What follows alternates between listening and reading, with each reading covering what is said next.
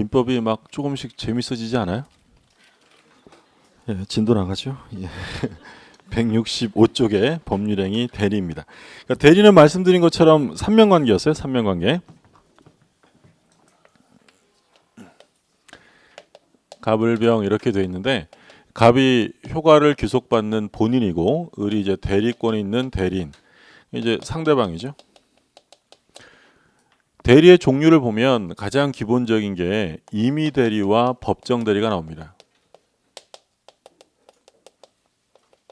그러니까 임의 대리라는 것은 말 그대로 이 본인이 자기가 스스로 법률 행위를 할 수 있는데 임의적으로 이 사람에게 대리권을 수여해요. 대리권 수여를 우리가 수권 행위라고 해요. 수권 행위. 그러니까 대리권을 수여한다라는 거죠. 그럼 수권 행위에 따라서 대리권을 받아서 상대방과 법률 행위하고 효과를 본인이 귀속받는 것을 임의 대리라고 불러요. 그래서 우리가 앞으로 수권 또는 선임되었다, 수권, 선임 이런 말 나오면 얘는 무조건 뭐냐면 임의 대리예요. 근데 법정 대리는 수권이라는 법률 행위로서 만들어지는 게 아니라 얘는 무엇에 의해서 만들어지냐면 법에 의해서, 법률에 의해서 만들어지는 대리를 법정 대리라고 합니다. 그러니까 우리가 이제 이거 끝나면 바로 뭘 볼 거냐면 대리권의 발생 원인을 볼 거야. 그럼 임의 대리권의 발생 원인은 뭐라고요? 수권이에요. 그럼 법정 대리권의 발생 원인은 법률 규정이죠. 그럼 그게 끝나면 바로 대리권의 범위를 공부할 텐데 그럼 임의 대리인의 대리권의 범위는 뭘로 정하겠어요? 수권이죠. 대리권 수여하면서 범위를 정하게 되고요. 그럼 법정 대리권의 범위는 뭘로 정해요? 법률로 정하는 거예요. 이게 이제 법정 대리인 거죠. 보통 이제 임의 대리는 사적 자치의 확장이라는 말을 써요. 넓힌다는 개념이고 법정 대리는 사적 자치를 확장한다기보다는 보충, 보완해주는 역할을 한다라고 생각하시면 돼요. 그러니까 임의 대리는 이 갑이라는 본인도 정상적인 행위를 할 수 있어요.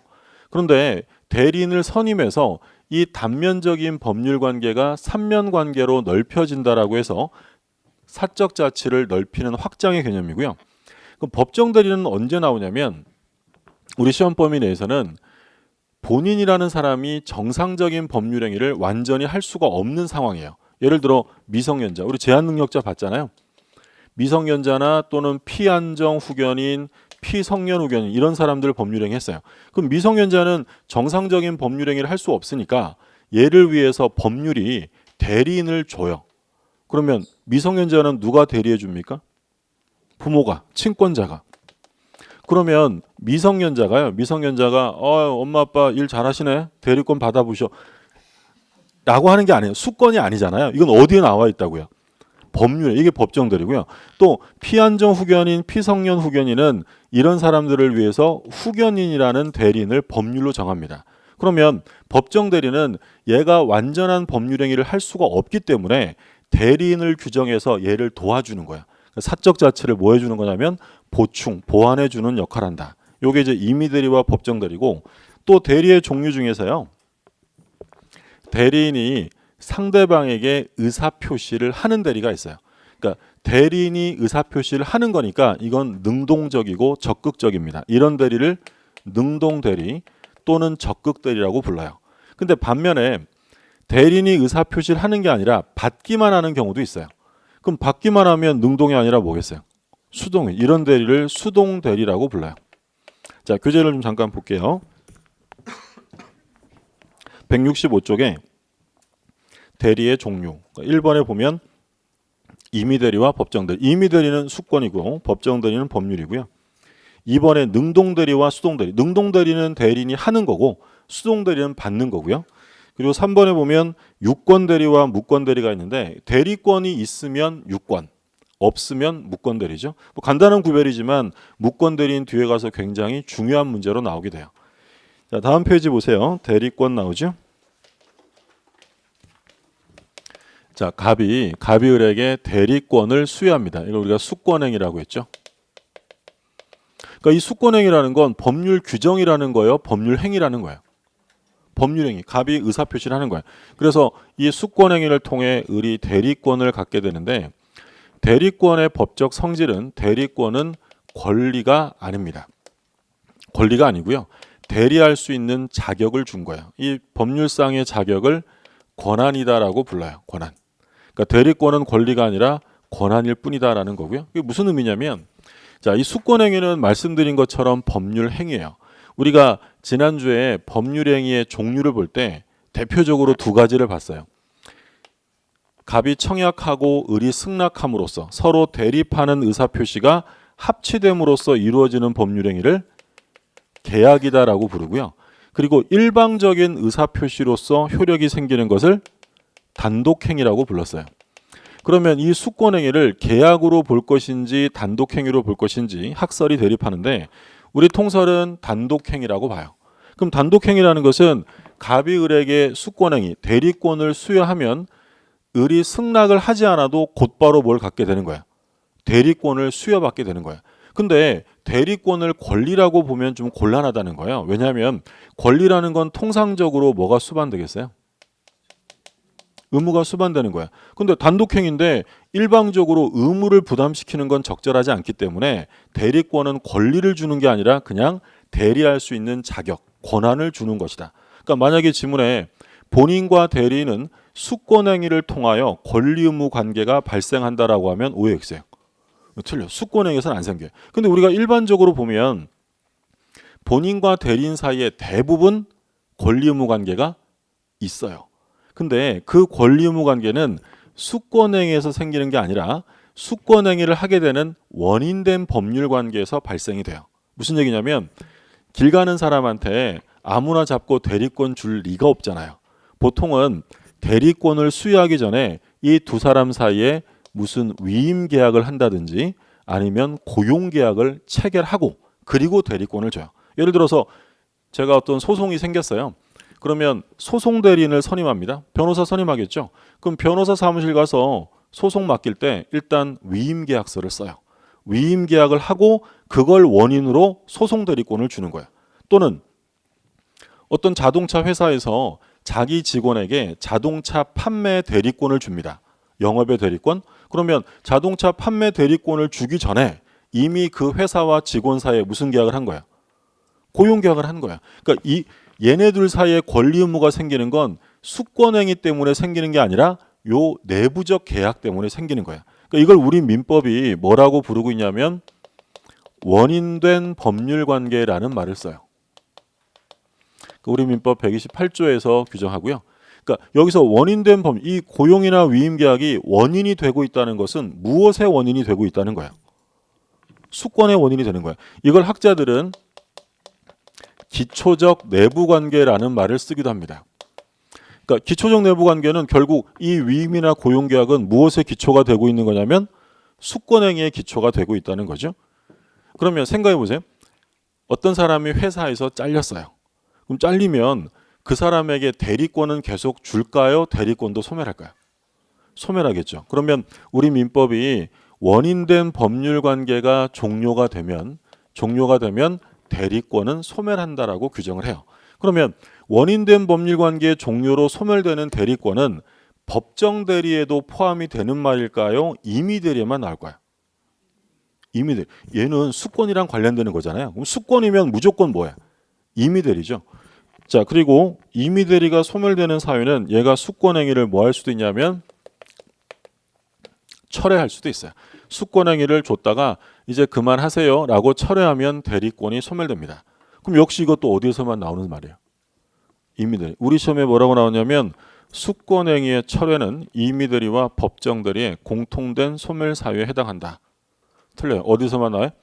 임의 대리. 그래서 임의 대리에만 나오는 특유한 소멸 사유는 원인된 법률 관계의 종료와 수권행위의 철회가 있어요. 교재를 먼저 그 부분 한번 보고 갈게요. 168쪽을 한번 보세요. 168쪽. 168쪽에 127조가 있어요. 대리권의 소멸 사유. 대리권은 다음 각 호의 어느 하나에 해당하는 사유가 있으면 소멸된다. 그러니까 요 127조는 임의 대리와 법정 대리의 공통적인 소멸 사유예요. 자, 1호에 제1호에 뭐라고 되냐면 본인의 사망. 당연하죠. 본인이 사망하면 뭐 대리인 필요가 없잖아요. 제2호 대리는 세 가지가 나옵니다. 대리인의 사망, 성년 후견 개시, 파산 이렇게 되면 대리권이 소멸합니다. 그러니까 대리인은 뭐 세 가지고요. 본인은 한 가지만 나와요. 본인은 사망이고 대리인은 세 가지. 우리 지난주에 한정 후견 봤었어요? 피한정 후견인이랑 피성년 후견인이랑 누가 더 상태가 안 좋은 거라 그랬어요? 피성년 후견. 이게 종전용어로 하면 금치산 선고예요. 금치산 선고가 돼버리면 본인과 대리인 사이에 인간적 신뢰관계가 깨졌다고 봐서 소멸 사유로 규정한 거예요. 그리고 또 뭐가 있냐면 파산이 있죠. 파산. 파산 선고가 있으면 본인과 대리인 사이에 경제적 신뢰관계가 깨진다고 봐서 대리권의 소멸 사유로 둔 거예요. 그래서 대리는 몇 가지요? 세 가지. 옛날에는 금치산이라고 썼을 때는 그냥 뒤에서부터 파김치가 되어 사망했다 이렇게 외웠었는데 대리는 세 가지요. 만약에 지문에 대리인의 한정 후견 개시라고 하면 OX예요? 아니, 그 정도 가지고는 안 되고 어느 정도까지 가야 돼. 성년 후견 개시까지 가야 소멸되는 거고 한정 후견 개시로 소멸되는 것은 아닙니다. 이게 공통 소멸 사유예요. 그 다음에 128조 임의대리의 종류입니다.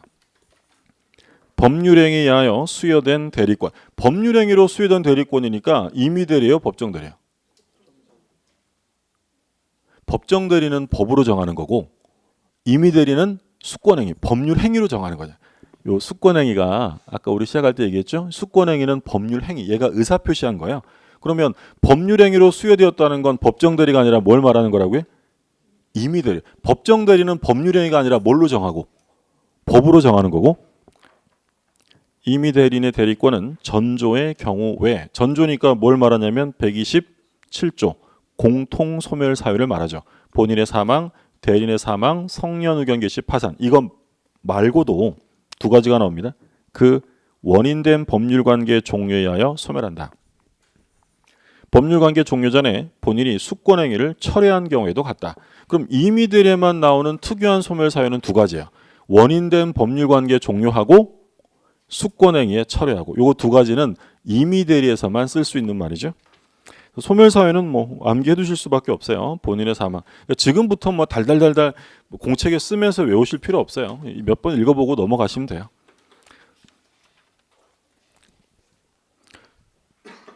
자, 돌아오셔서 166쪽인데요. 대리권의 범위와 제한이 나와요. 대리권의 범위. 대리권의 범위는 아까도 말씀드린 것처럼 법정 대리는 법으로 정합니다. 더 이상 볼 필요가 없고요. 임의대리인의 대리권의 범위는 뭘로 정하냐면 수권행위를 통해서 정해요. 그래서 이 수권행위를 해석해서 그 범위가 여기까지 미치는지 아닌지를 판단하게 되는데 역시 이것도 판례 입장에서 정리를 해두셔야 돼요. 그러니까 쉽게 생각하면 돼요. 대리권이 수여되면 수여된 대리권의 범위 내의 행위는 해도 돼요. 근데 수여된 대리권과 상반되는 행위를 할 수는 없겠죠. 그럼 예를 들어서 매매 대리권을 줬어요. 본인이 대리권을 주면서 야, 내 아파트 좀 팔아줘 라고 대리권을 줬다. 그럼 매매라는 건 뭐냐면 소유권을 넘겨주고 대금을 받는 게 매매예요. 그러면 매매 대리권이 있으면 중도금이나 잔금을 수령할 권한이 있어요, 없어요? 있겠죠. 매매가 그거니까. 또 우리 더 나아가 우리 판례는 뭐라고 하냐면 매매계약의 포괄적 대리권자는 대금 지급기일을 연기해 줄 권한도 있다. 돈 받는 것을 연기해 줄 권한도 포괄적 대리권자에게 인정이 된다는 거예요. 그럼 만약에 제가 대리인한테 야, 너 누구한테 가서 돈 좀 받아다 주라 라고 대리권을 줬어요. 그럼 돈 받아오라고 대리권 줬더니 대리인이 그 사람한테 가서 뭐라고 하냐면 면제 이러고 옵니다. 그럴 권한이 있을까 없을까요? 말도 안 되는 거예요. 반대되는 권한이 없는 거예요. 그럼 예를 들어서 계약을 체결해 달라고 대리권을 줬어요. 그럼 계약 체결의 대리권이 있으면 체결된 계약을 해제하거나 취소할 권한이 있을까 없을까요? 없죠. 계약 체결과 해지 취소는 반대잖아요. 그런 권한은 없는 거예요. 자, 시험에 계속 나왔던 판례들입니다. 166쪽을 보세요. 166쪽에 그 보조단의 맨 밑에 2번 대리권의 범위 문제 조그만한 글자 있죠. 첫 번째, 매매계약을 체결할 대리권은 대리권을 수여받은 대리인은 특별한 사정이 없는 한 중도금이나 잔금을 수령할 권한도 있다. 대금받을 권한이 있고요. 두 번째, 매매계약 체결과 이행에 대한 포괄적 대리권자는 매매대금 지급기일을 연기해 줄 권한도 있다. 포괄적 대리권이 있으면 대금 지급기일을 연기해 줄 수 있어요. 자, 그 다음에 세 번째, 조그마한 글자 잘 안 보이시죠? 잘 찾아보세요. 166쪽의 보조단의 세 번째 점에 대여금을 수령할 대리권에는 대여금 일부를 면제해 줄 권한은 포함되지 않는다. 돈 받아 그랬더니 면제해 줄 권한 이런 건 없는 거고요. 마지막에 금전 소비대차 계약 및 담보 설정의 대리권을 가진 경우에 담보 설정 후 계약 해제권은 대리권의 범위에 포함되지 않는다. 그러니까 계약의 종류가 중요한 게 아니라 계약 체결의 대리권이 있다면 체결된 계약을 해제할 권한까지 준 거냐? 그렇게 볼 수는 없다라는 거예요. 해제는 반대되는 권한이니까. 그래서 이렇게 수권행위를 통해서 정하면 되는데 문제는 아무것도 수권행위에서 정하지 않았어요. 그때를 대비해서 우리 민법 맨 밑에 118조가 나옵니다. 118조. 권한을 정하지 아니한 대리는 다음 각 호의 행위만을 할 수 있다. 제1호 보존행위. 제2호 대리의 목적인 물건이나 권리의 성질을 변하지 아니하는 범위에서 그 이용 또는 개량하는 행위. 두 가지만 지금 돼 있어요. 그러니까 지금 우리가 공부하는 게 뭘 보고 있냐면 대리권의 범위를 보고 있는데요. 법정 대리. 법정 대리는 뭘로 정하면 돼요? 법률. 그러니까 얘는 더 이상 볼 게 없어요. 신경 안 쓰는 거고. 그럼 이제 두 번째 임의 대리인데 임의 대리는 이제 수권행위 해석을 통해서 정합니다. 그래서 좀 전에 우리 판례들 몇 개 본 거야.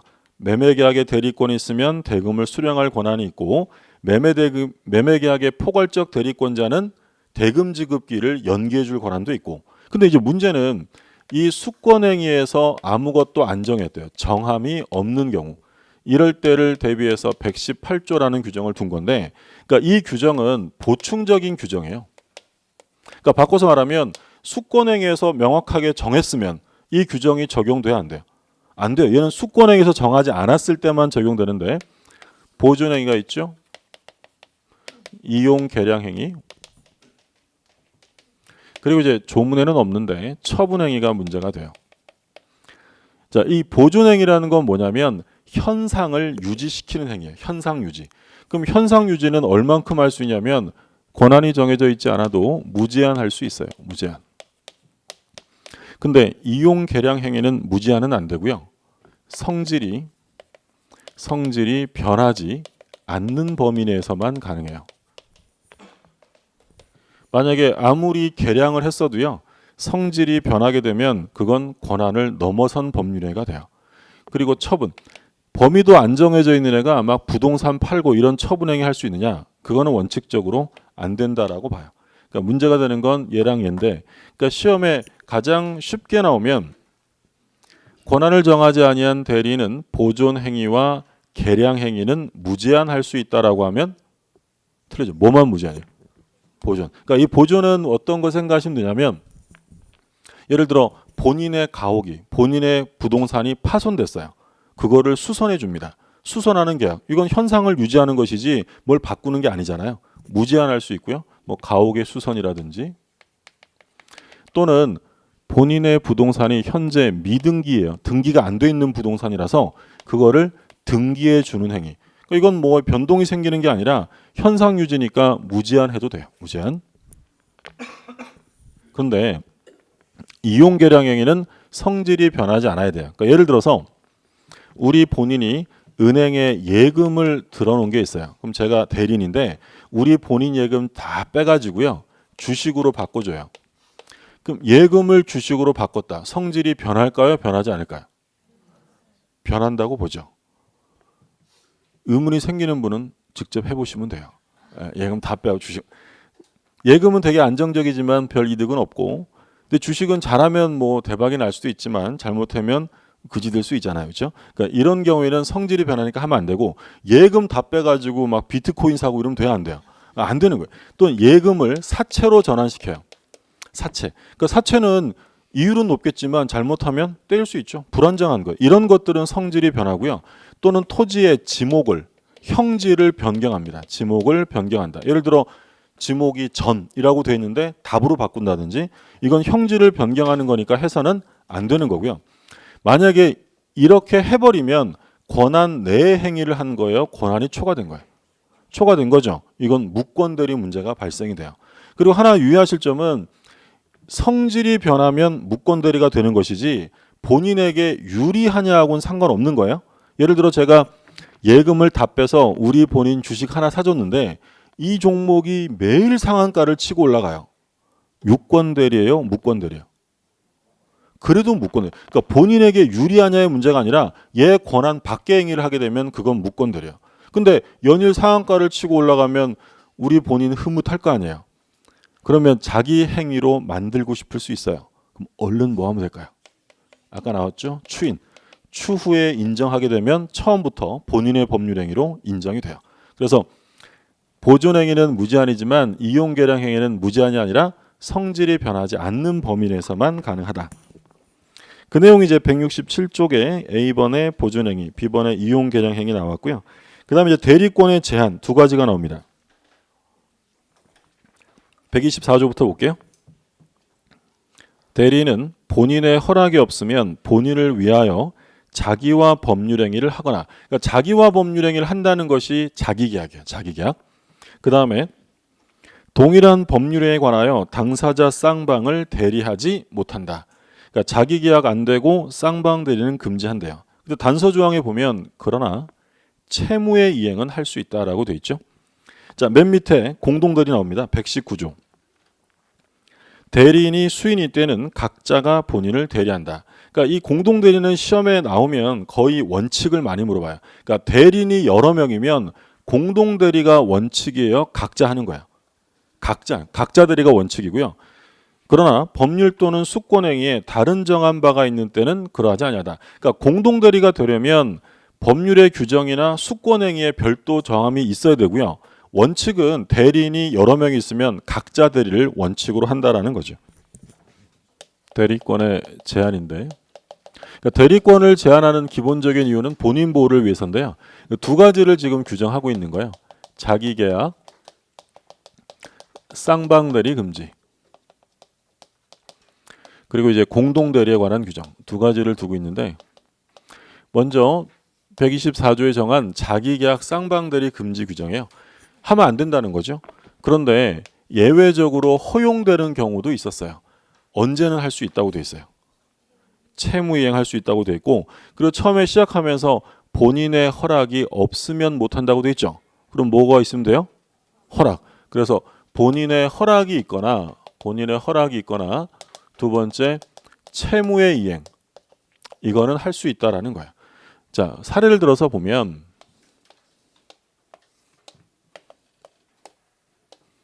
갑이 대리인 나 아파트 좀 팔아줘 라고 대리권을 줬어요. 그럼 이게 자기계약이라는 건 이걸 누가 샀다는 거예요? 대리인이 샀다는 거예요. 그게 자기계약이에요. 그러면 문제가 되는 건 뭐냐면 매도인란과 매수인란을 봤더니 매도인란은 누구예요? 매도인은 누구예요? 갑이 본인인데 누가 대리해 줍니까? 을. 그러면 매도인란에는 갑의 대리인 을 이렇게 써지겠죠. 매수인은 누구예요? 을이에요. 그럼 누가 혼자 합니까? 을이 혼자 자기 집에 누워서 매매계약서 쓰는 거야. 얼마에 살지도 자기가 결정하고. 그러다 보면 누구한테 피해가 생길 수밖에 없어요. 그러니까 하지 말라는 거예요. 근데 갑이 아파트를 하나 팔아달라고 했는데 마침 병은 아파트를 하나 사달라고 대리권을 준 거예요. 그러면 매도인은 갑의 대리인 을이고요. 매수인은 병의 대리인 을이죠. 그럼 결국 또 누가 혼자 하는 거예요? 네, 그럼 둘 중 본인 한 사람에게 친한 사람에게 이득이 되게 할 수도 있잖아요. 이렇게 되면 본인이 피해 볼 수 있으니까 자기계약 쌍방 대리는 금지한다는 거예요. 근데 만약에 갑이요, 대리인 나 아파트 팔아주는데 필요하면 당신이 사도 돼 라고 승낙해 줬대요. 그럼 자기가 사도 돼야 안 돼요? 되죠. 허락이 있으면 당연히 이건 말할 것도 없는 거고, 여기서 이제 문제가 될 수 있는 건 채무의 이행이에요. 채무 이행을 할 수 있는데 모든 채무를 다 이행할 수 있는 건 아니고, 여기서 말하는 채무란 완성된 채무, 즉 다툼이 없는 채무를 말해요. 이런 채무만을 할 수 있다. 그래서 만약에 이게 채무의 이행이라 하더라도 본인에게 피해가 발생할 수 있는 것이면 안 된다는 거예요. 자, 그럼 뭐만 구별할 수 있으면 되냐면 이 채무가 이행됨으로써 본인에게 새로운 피해가 생길 수 있냐 없냐만 구별하면 돼요. 자, 이 을이요. 본인 갑에 금전을 출납할 대리권이 있었는데 이 대리인이 본인에게 1억 원의 채권이 있어요. 본인한테 빌려준 거예요. 근데 이 채권의 변제기가 언제냐면 11월 20일이에요. 자, 그러면 변제기가 도과했죠? 변제기가 도과하자 을이 자기 혼자 갑의 통장에서 1억 원을 인출해 갑니다. 돼야 안 돼요? 이게 본인에게 피해가 되는 거면 안 되는 거고 본인에게 피해가 없는 완성된 채무면 되는 거예요. 본인에게 피해가 있을까요? 없을까요? 없죠. 돈을 빌렸으면 변제기 갚아야지 정상 아닙니까? 오히려 얘가 안 갚으면요. 지연이자를 물어줄 판이에요. 그러면 완성된 채무를 이행하는 건 혼자 해도 상관없다는 거예요. 그러면 만약에 변제기가 내년 2월 20일이에요. 근데 을이 오늘 돈 필요한데 뭐 어차피 받을 건 석 달 땡기자 이러면서 지금 받아가요. 그럼 본인에게 피해가 있을 수 있어요? 없어요? 있죠. 얘가 기한의 이익을 침해당해요. 이런 건 해서는 안 되는 거예요. 어려운 내용이 아니라 이게 본인에게 새로운 손해가 생길 수 있느냐 그것만 구별할 수 있으면 돼요. 자, 우리 판례 시험에 나왔던 건 이런 거 갑이랑 을이랑 매매 계약을 합니다. 그 매매 계약하면 이제 등기 서류 주고받고 대금 주고 하잖아요. 그러면 보통 등기는 물론 자기가 직접 할 수도 있는데 귀찮으니까 보통 누구한테 맡겨요? 법무사한테 맡기잖아요. 그러면 법무사 아저씨가 매도인 서류도 받고 매수인 서류도 받아서 혼자 가서 뭘 하냐면 등기 신청 행위를 합니다. 그러면 이 법무사가 한쪽으로는 매도인, 다른 한쪽으로는 매수인을 대리해서 등기 신청한다. 무슨 대리하는 거예요? 쌍방을 대리하는 거죠. 그럼 이 등기 신청 행위라는 것은 당사자 사이에 새로운 권리 의무 관계를 만들어내는 거예요. 이미 완성된 걸 이행하는 거예요. 완성된 걸 이행하는 거죠. 그럼 이 등기 신청 행위는 쌍방 대리가 인정된다. 이게 우리 시험으로 한번 출제가 됐었고요. 그래서 새로운 권리 의무 관계가 아니면 얼마든지 새롭게 발생하는 게 아니니까 완성된 건 이행할 수 있다. 이게 이제 자기계약 쌍방 대리 금지예요. 원래는 안 되지만 본인의 허락이 있거나 두 번째 완성된 다툼이 없는 채무이행은 할 수 있다. 그리고 나오는 게 공동대리였어요. 갑이요. A, B, C라는 대리인이 있어요. 근데 갑이 얘들아 나 아파트 좀 팔아줘 라고 대리권을 줬다면 원칙은 요 A, B, C가 의사결정을 공동으로 해서 팔아야 돼요. 각자 알아서 하는 거야. 각자. 전부 다 대리권이 다 정상적으로 수여되었기 때문에 원래는 각자 알아서 하는 거야. 근데 이 갑이 야, 나 이거 전 재산인데 니들 좀 신중하게 해 라고 공동으로 하라고 묶어버리면 그때 뭐가 된다고요? 이때는 의사결정을 공동으로 해야 돼요. 얼마에 팔지를 회의에서 결정하라는 거죠. 근데 그런 얘기 없이 그냥 대리인이 여러 명이다 라고만 돼 있으면 어떤 대리가 원칙이냐면 각자 대리가 원칙이에요. 그것만 기억하시면 돼요. 자, 다음 페이지. 자, 대리권의 소멸은 보셨고요. 그 다음에 이제 대리 행위가 나오죠. 114조입니다. 오늘은 현명주의까지만 볼게요. 현명주의 114조 제1항. 대리인이 그 권한 내에서 본인을 위한 것임을 표시한 의사표시는 직접 본인에게 대하여 효력이 생긴다. 그럼 본인에게 효력이 생기려면 일단 권한 내에서라고 돼 있죠. 권한을 넘어가면 그건 무권대리 문제가 생기는 거예요. 권한 내에서고요. 그 다음에 본인을 위한 것임을 표시하라고 돼 있어요. 내법률행위가 아니라 이거 우리 본인을 위해서야 라는 걸 표시해야 한다. 이 본인을 위한 것임을 표시하는 걸 뭐라고 부르냐면 현명이라고 불러요. 대리님을 드러낸다는 거죠. 현명을 하면 직접 본인에 대하여 효력이 생긴다. 그러니까 우리가 공부하는 대리는 대리인에게 귀속되었다가 본인에게 가는 게 아니라 직접 본인에게 가는 거야. 그러니까 우리가 공부하는 대리는 간접 대리가 아니라 직접 대리를 하는 거죠. 그래서 본인에게 직접 효과가 생기려면 권한 내일 것, 그 다음에 두 번째 현명을 할 것 이렇게 나와요. 지금부터 이제 현명주의를 봅니다. 본인이고 을이 대리인인데 이 대리인이 본인에게 효과를 귀속시키기 위해서 매매 계약을 할 때는 뭘 하라고 했냐면 현명해라. 만약에 얘가 매매계약서에다가요, 꼴랑 그냥 자기 이름만 적어버려요. 매도인 을 이렇게 적으면 이건 누구 법률행위예요? 당연히 자기 법률행위로 보는 거죠. 그러면 이게 얘한테 귀속이 되려면 얘가 대리행위임을 표시해 줘야 돼요. 현명을 할 때는 어떤 방식의 제한이 있느냐? 방식의 제한은 없어요. 보통은 아까 쓴 것처럼 갑의 대리인 을 이렇게 쓰는 게 보통 현명인데 꼭 이렇게 해야 되는 게 아니라 말로 해도 돼요. 나 대리인이야, 갑 대리인이야 라고 말해도 되고요. 우리 판례는 어떤 방식이든지 간에 상대방이 이자가 대리인임을 인식할 수 있을 정도면 충분하다라고 봐요. 우리 판례 중에 이런 게 있었어요. 계약서에 자기 이름만 적었어요. 근데 자기 이름만 적었는데 이 을이 계약을 하면서 본인이 자신에게 써준 위임장을 제시한 거야. 얘가 대리권 수여하면서 보통 위임장 주잖아요. 그러면 얘가 계약서에 자기 이름만 적었지만 위임장을 상대방에게 제시했다면 이건 자기 법률행위일까요? 대리행위일까요? 대리행위예요. 그 방식의 제한이 없기 때문에 상대방이 인식할 수 있을 정도면 충분하다는 거예요. 근데 이 현명을 하지 않으면 대리인 자신의 법률행위로 보는 게 그 효력인데 언제나 그런 건 아니에요. 자, 조문을 좀 볼게요. 그 169쪽에 115조 현명하지 않은 행위의 효력인데 대리인이 본인을 위한 것임을 표시하지 아니한 때는 그 의사 표시는 자기를 위한 것으로 본다. 자, 현명 안 하면 누구 법률행위라고요? 대리인 자신 행위로 본다라고 되어 있고요. 간주 규정입니다. 그러나 상대방이 대리인으로서 한 것임을 알았거나 알 수 있었을 때는 전조 제1항의 규정을 준용한다. 그러니까 알았거나 알 수 있었을 때 전조 제1항이니까 효과가 직접 본인에게 귀속된다라는 거죠. 자, 추정한다라는 게 있고요. 추정한다는 게 있고 간주한다는 게 있어요. 간주 조항은 우리 민법이 뭐뭐로 본다라고 규정을 합니다.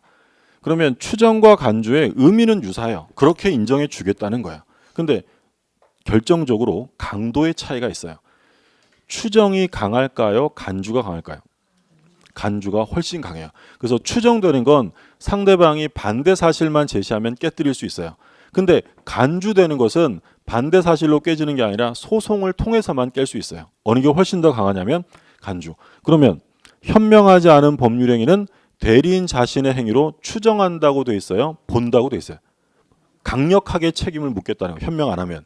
그런데 현명을 안 했어도요. 이 상대방이 저자가 대리인임을 알았거나 알 수 있었어요. 알았거나 알 수 있었다. 그러면 효과는 누구한테 간대요? 본인에게. 그러니까 얘가 계약서에 누구 이름만 썼어요. 자기 이름만. 근데 자기 이름만 썼어도 상대방이 계약할 때 얘가 갑의 대리인으로서 한 것임을 알았거나 또는 알 수 있었대요. 그러면 누가 책임을 지라고요? 본인에게 직접 귀속이 돼요. 근데 만약에 얘가 계약서에 자기 이름만을 적었기 때문에 이 병이라는 사람이 대리인임을 전혀 몰랐어요. 선이 무과실이다. 선이 무과실. 그러면 이 책임은 누가 져야 되는 거예요? 을이 져야죠. 자기가 지는 거예요. 무슨 말이 되겠어요? 그러니까 현명하지 않으면 누구 행위냐면 대리인이 책임지는 거야. 근데 우리 법에서 현명하지 않았어도 이 사람이 얘가 대리인으로 하는 것임을 알았거나 알 수 있었다면 본인에게 효과가 간다는 거야. 그러면 대리인이 책임을 지는 경우는 선의뿐만 아니라 무과실까지 갖춰야죠. 이해되셨어요? 오늘 알았거나 알 수 있었다는 말이 많이 나왔죠? 그럼 만약에 지문에 을이 현명하지 않은 경우에 대리인임을 상대방이 과실로 알지 못했어요. 과실로 알지 못했다면 효과는 누구한테 가는 거예요? 갑이에요, 을이에요? 과실로 알지 못했다면. 자, 과실로 알지 못했다는 걸 다른 말로 하면 뭐라고요? 알 수 있었다.